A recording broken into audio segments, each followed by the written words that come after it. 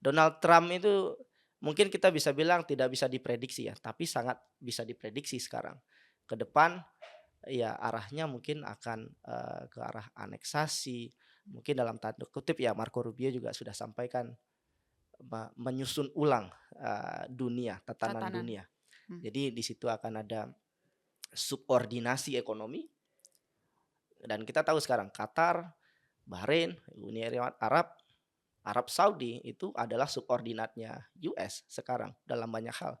Dan saya khawatir Indonesia akan menjadi subordinatnya US juga, dengan kondisi hari ini. Karena dengan kesepakatan dagang kemarin, saya mungkin boleh dibantah atau dikoreksi Pak, kita kan sepakat mengimpor minyak dari US dan nggak lama setelah itu, Iran diserang dan kita sekarang punya opsi untuk membeli Ya, minyak ya. dari US.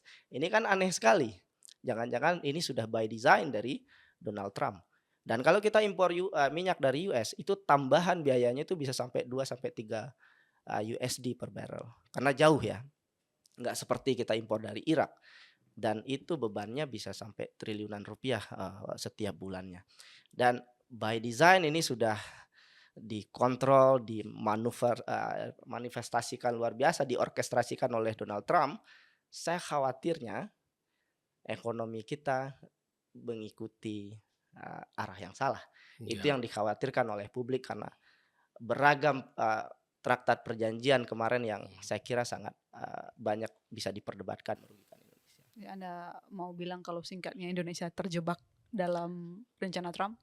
Iya, saya kira Ya. perjanjian kemarin adalah salah satu perjanjian terburuk perdagangan yang menurut saya, mohon maaf dengan segala kerendahan hati yang pernah dilakukan oleh pemerintah. Kalau konspirasi teori banyak. Hmm. Ini yang makanya kalau kita ikut berbagai jenis konspirasi teori ini nggak ada habisnya. Kita di depan mata kita apa yang akan kita lakukan. Tapi itu sebenarnya bukan Dan konspirasi, Pak. Ray Dalio mungkin Pak Febrio juga mengikuti ya beberapa ya waktu Ray yang lalu. Dalio kan nggak mengelola ekonomi kita. Kita mengelola ekonomi kita sendiri. Jadi maksud saya kalau kita mau bangun banyak narasi yang konspiratif, kita nggak ada Enggak, itu enggak habis-habisnya. konspiratif, Pak. Jadi maksud Jadi saya yang di depan US mata itu memang kita, sudah declining, Pak, mohon maaf. hmm, US itu declining. The only way Anda US jadi itu advertise bukunya Ray Dalio lagi enggak, nih. enggak. Kan enggak, kita kan bisa refleksikan satu Hmm, 2 kata dari Ray Dalio, ya. mungkin enggak semuanya. Tapi setidaknya US memang kan declining, Pak, hari ini. Hmm. Dan mereka juga mengalami kesulitan. Mereka juga kesulitan memproduksi minyak. Ya, Akhirnya ya Venezuela jadi korban, satu ya, lagi Iran. ya. Dan kita terjebak di situ. Nah, artinya mudah-mudahan saya berharap kita masih bisa terus mencari Jebakan jalan kita keluar. awalnya kan 32%. Itu udah nggak bisa kita lalui tadinya 32%. Jadi kita keluar dari jebakan 32%, pilihannya apa? Kan kita pilihannya nggak banyak, seperti juga banyak negara lain. Banyak negara lain yang memilih strategi yang berbeda, misalnya China.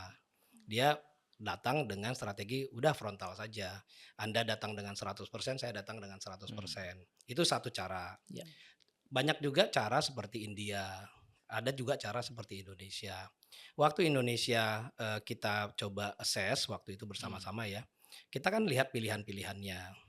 Kita ekspor ke Amerika itu surplusnya kan sekitar 19 bio setahun.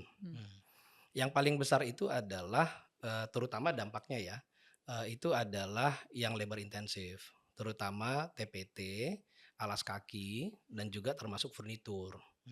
Bahkan sawit kita juga ada ekspor ke mereka, gitu ya. Jadi kita tahu bahwa kita mempertaruhkan beberapa juta tenaga kerja secara langsung. Kalau langsung 32%. Jadi ini adalah bagian dari kita coba pilihan, ini bukan pilihan terbaik, tetapi kita lagi dihadapkan pada 32%. Dan itu kan dilakukan secara unilateral oleh mereka. Dan ketika itu dilakukan, itu belum ada keputusan dari MA-nya. Ya kan? Jadi waktu itu pilihannya adalah either kita tunggu dan kita dapatkan 32%-nya, kita udah bisa hitung dampaknya. Nah sekarang kalau kita tidak mau memilih jalur itu, nah jalur seperti apa? Nggak akan ada pilihan yang perfect waktu itu. Dan bahkan juga sekarang. Apalagi dengan tadi Mas Media bilang Trump makin tidak terprediksi. Jadi kita harus melakukan pilihan-pilihan yang pasti bukan the best alternatif, pasti kita second best atau third best. Nah, terlepas dari itu, aku ingin mengatakan bahwa ekonomi kita kelola. Ekonomi kita kelola tujuannya apa? Pasti adalah satu, penciptaan lapangan kerja. Kalau kita lihat dengan segala gejolak yang kita hadapi dalam terutama 1 tahun terakhir ya, dengan terutama Trump tarif lah, itu yang paling gede waktu itu yang kita hadapi. Dari Agustus sampai Agustus, lalu kemarin ada Sakernas baru kita buat di November. Nah, itu kalau kita lihat dari Agustus ke Agustus, net penciptaan lapangan kerja, itu artinya udah net ada yang PHK, ada yang bekerja baru, itu secara net. Itu 1,9 juta orang. Nah, di survei yang terbaru, yang November itu baru tuh. Jadi nanti ke depan kita punya 4 kali Sakernas. Jadi nanti kita tiap 3 bulan kita punya angka ketenaga kerjaan, mulai penganggurannya, berapa jumlah bekerja dan sebagainya. Itu baru kita kemarin buatkan budgetnya untuk BPS supaya lebih sering kita bisa pantau Oh. perekonomiannya. Jadi setiap 3 bulan kita akan ada keluar nih angkanya. Oh. Nah, di November dari Agustus ke November itu net penciptaan lapangan kerjanya itu sekitar 1,1. Jadi total kalau kita mau agak-agak gedein ininya gitu ya dari spendnya, Agustus sampai November 2024 sampai 2025 akhir itu kita sekitar 3 juta net. Nah, saya mau lebih fair nih. Tahun 2024 angka itu sekitar 3,3 juta. Ya kan? Jadi status pekerja atau Jumlah tenaga kerja, jumlah orang yang bekerja. jumlah orang yang Nah, bekerja. biasanya kan kita juga tertarik banget untuk ngelihat formal versus informal. Nah, yang di data yang terakhir ini, yang formalnya itu 40-an, jadi naik sedikit proporsinya. Nah, ini akan kita coba pantau terus ke Tapi depan. mungkin kalau boleh dicek Pak, karena kalau kita lihat hanya pekerja, itu memang mengalami kenaikan, betul. Karena saya olah data Sakernas November juga. Tetapi kalau kita lihat angka setengah menganggur, itu meningkat signifikan. Sesignifikan apa? Saya nggak ingat persentasenya, nanti mungkin bisa saya kirim. Ya. Tetapi itu meningkat signifikan Pak. Artinya kan Sakernas itu menangkap pekerja itu ketika sudah bekerja Betul. setidaknya 1 jam sehari. Ya. Dan itu nggak bisa meng-capture juga ya. Dan dari dulu begitu. Harus kita rubah. Bukan yang lebih tiba-tiba tepat. di yang seluruh lebih negara tepat. juga begitu. Kita harus bisa lebih fair juga Iya. karena ILO punya sekian indikator yang jauh lebih Iya. robust ya. Iya. Jadi tidak hanya melihat jumlah jam kerja, tapi juga kualitas kerja dan juga jumlah jam kerja selama 1 minggu dan 1 Betul, bulan. betul. Jadi menurut saya kita juga harus luas juga. Saya yakin Gak apa-apa, Pak bagus, Febrio bagus. paham datanya pasti ya. Bagus. Tapi mungkin itu satu hal ya. Mungkin penciptaan lapangan kerja juga. Tentu kita semua berharap ada penambahan. Betul.